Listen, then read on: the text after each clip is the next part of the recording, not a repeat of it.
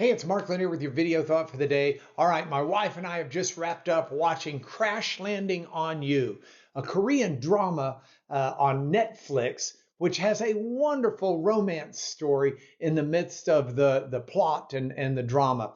And it reminds me of the video thought for today because I'm going through books of the Bible, trying to condense them and give an overview of them in about 4 to 5 minutes apiece. And today I've come to the book, The Song of Songs.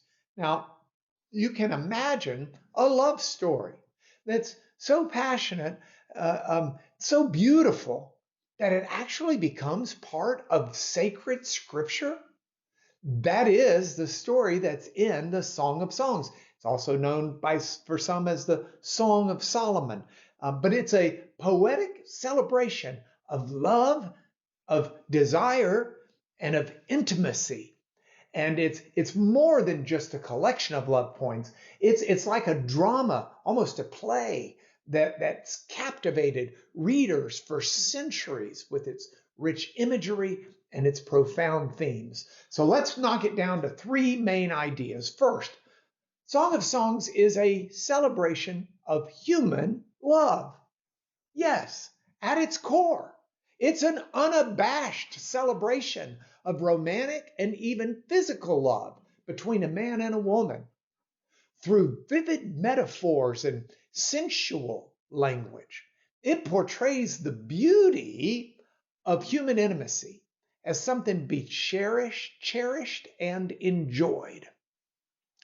This positive view of sexuality stands in contrast to many ancient and modern attitudes that view physical love with either suspicion or shame, or with something that's just an everyday thing to be discarded lightly and dealt with matter-of-factly.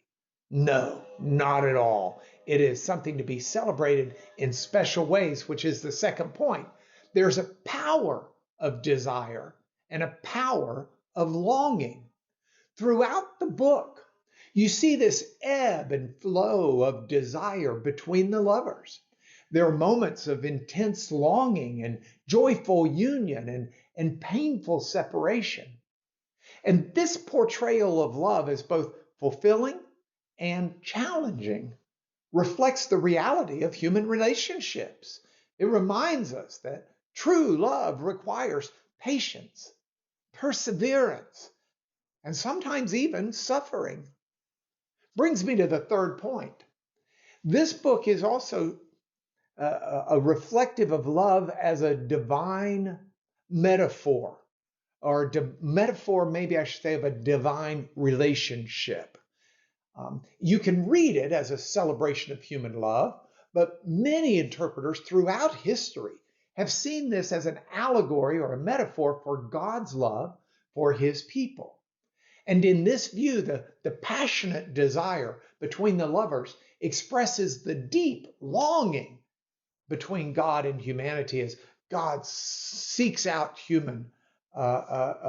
humanity for a relationship, and humanity cries out for God to be loved and in a relationship. This interpretation gives us a spiritual dimension to the book that invites us as readers to consider how human experiences of love might actually reflect or connect to divine love. Now, if I was going to have a memorable verse, it would be Song of Songs, chapter 8, verse 6. It says, "Set me as a seal upon your heart, as a seal upon your arm, for love is as strong as death." I love that. The power and intensity and permanence of love. So, you've got some practical insights here. Cherish and celebrate love. Express affection freely. Cultivate relationships of depth, and then see the divine in all of these human interactions. That's why I've made this your video thought for today.